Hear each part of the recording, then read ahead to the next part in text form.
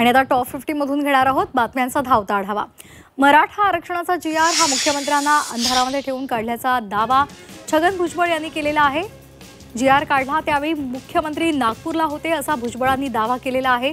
मुख्यमंत्र्यांनी सावध राहावं कारण ही मंडळी त्यांच्या वाईटावर असल्याचा गंभीर आरोप भुजबळांनी केला आहे।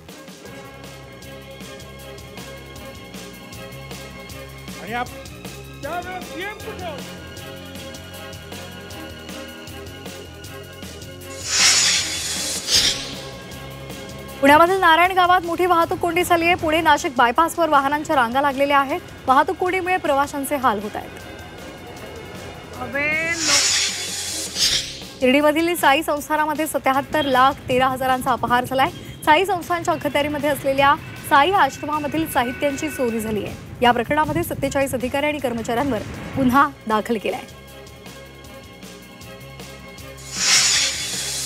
धाराशिवमधील 5 लोकनाट्य कला केंद्रांवर कारवाई झालेली आहे। गौरी आणि कालिकासह 5 कला केंद्रांचा परवाना रद्द केलाय। नियमांचं उल्लंघन केल्यामुळे प्रशासनाने ही कारवाई केलेली आहे। झी 24 तासनं या संदर्भात बातमी दाखवल्यानंतर ही कारवाई करण्यात आली आहे।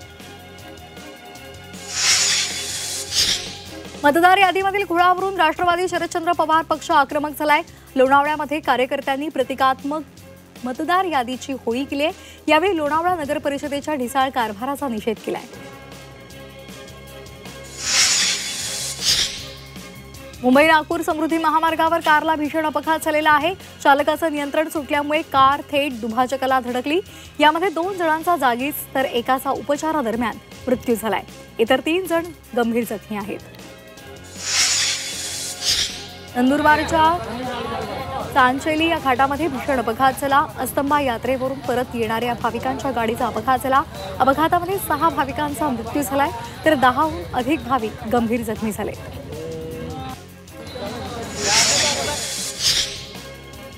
नाशिक बाजार समितीला राष्ट्रीय बाजार असा दर्जा देण्याचा निर्णय घेतलेला आहे। या बाजार समितीमध्ये वार्षिक 80,000 टनांपेक्षा अधिक उलाढाल आणि 2 पेक्षा जास्त राज्यांमधील कृषी मालाचा लिलाव होतो। या बदलामुळे राज्यातील प्रमुख बाजार समित्यांच्या कारभारामध्ये शासनाची थेट भागीदारी आणि नियंत्रण वाढणार आहे। नाशिकमध्ये मतदार याद्यांमधून 31 प्रभागनिहाय मतदार याद्या तयार करण्यासाठी 31 पथकं स्थापन करण्यात आली आहे। 5 नोव्हेंबरपर्यंत प्रभागनिहाय याद्या तयार केल्या जाणार आहेत तर 6 नोव्हेंबरला प्रभागनिहाय मतदार यादी प्रसिद्ध केल्या जाणार आहेत। सोलापुरामध्ये ओबीसी सेलकडून पूरग्रस्त विद्यार्थ्यांना शालेय साहित्याचं वाटप करण्यात आलं। सीना नदीला आलेल्या पुरामुळे तिऱ्हे, दोणगाव, पाथरी, तिरगाव, नंदूर या गावामध्ये मोठ्या प्रमाणात नुकसान झालं होतं। त्यामुळे सर्व विद्यार्थ्यांना शालेय साहित्याचं वाटप करण्यात आलं।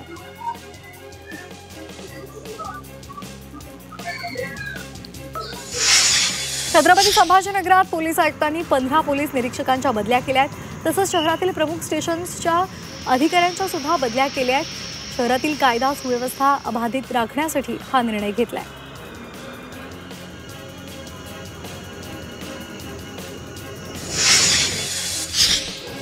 नाशिक जिल्ह्यामधील धरणामधून सुरू असलेला पाण्याचा विसर्ग 122 दिवसांनंतरही थांबवण्यात आला। 14 जून ते 17 ऑक्टोबरपर्यंत हा विसर्ग सुरू होता। यामध्ये छत्रपती संभाजीनगरमधील जायकवाडी धरणाला 98 टीएमसी पाणी मिळालंय।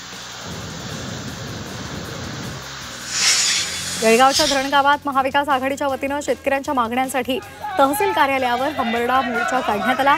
अतिवृष्टीमध्ये नुकसान झालेल्या शेतकऱ्यांना दिवाळीच्या आधी थेट खात्यामध्ये लाभ मिळावा, कर्जमुक्ती करण्यात यावी यासह विविध मागण्यांसाठी हे आंदोलन करण्यात आले।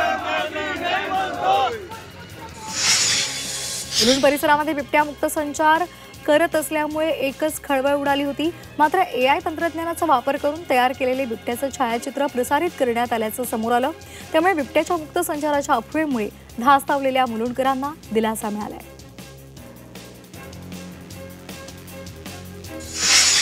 वाशिममध्ये जनावरांमध्ये लंपी त्वचा रोगाचा प्रादुर्भाव वाढलाय। त्यामुळे पशुसंवर्धन विभागाकडून लसीकरण मोहीम सुरू करण्यात आली आहे। मात्र अधिकारी आणि कर्मचाऱ्यांची कमतरता असल्यामुळे उपचार आणि नियंत्रण कार्यात अडचणी येते।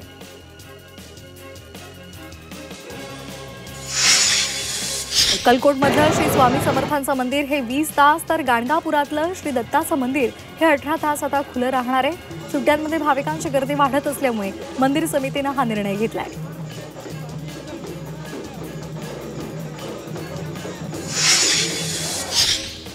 केंद्रीय रस्ते वाहतूक मंत्री नितीन गडकरी यांनी नातवासह दिवाळीची खरेदी केली आहे. दिवाळी निमित्तानं गडकरींनी नातवांना फटाके घेऊन दिलेत.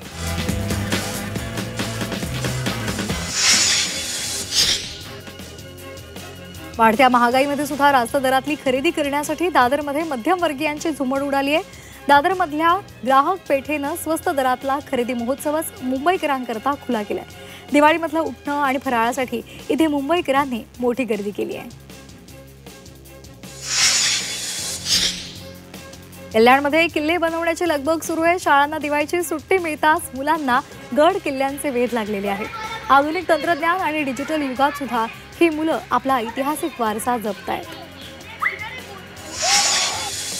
वाशिममधील शेलगाव घुगे इथे एक शेतकरी गेल्या 25 वर्षांपासून लव्हाळी गवतापासून पारंपरिक दिवट्या बनवून गावकऱ्यांना वाटतात.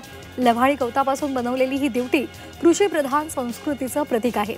शेतकरी भाऊराव धनगर आधुनिक युगातही या परंपरेचं महत्त्व नव्या पिढीला पटवून सांगतायत.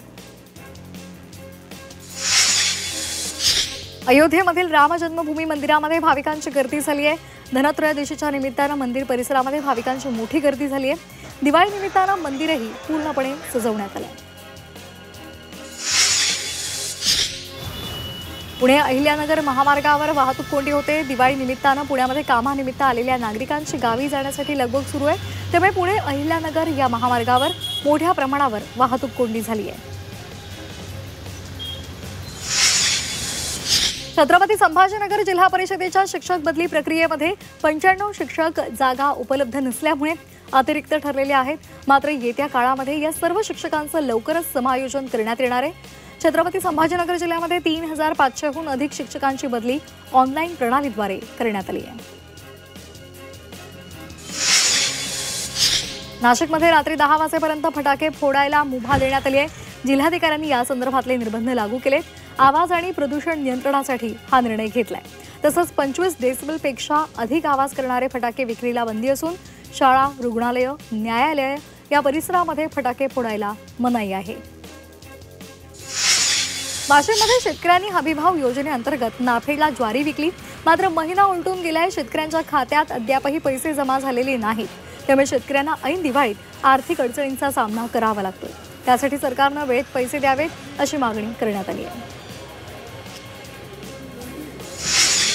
वाशिमच्या रिसोड कृषी उत्पन्न बाजार समितीकडून शेतकऱ्यांना चिया या बियाणांचं वाटप करण्यात आलं. रबी हंगामासाठी आतापर्यंत 1000 बॅगांचं वाटप केलंय. चिया पिकाला चांगली मागणी असल्यामुळे शेतकऱ्यांच्या या पिकाकडे वाढता कल पाहायला मिळतोय.